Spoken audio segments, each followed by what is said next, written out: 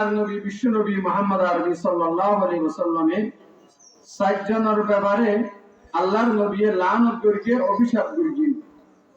এই সাতজনে গুণ আকিলার রিবা।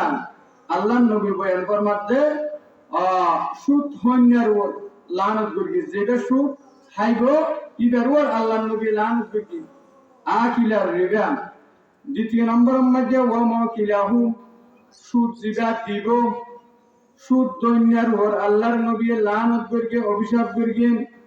তৃতীয় নম্বরের মধ্যে ওয়াকাতিবাহু, সুদের ব্যাপারে ইসলামের মধ্যে লেখন্যার ওর আল্লাহর নবী লানত করিকে ওয়াকাতিবাহু, লেখকের ওর।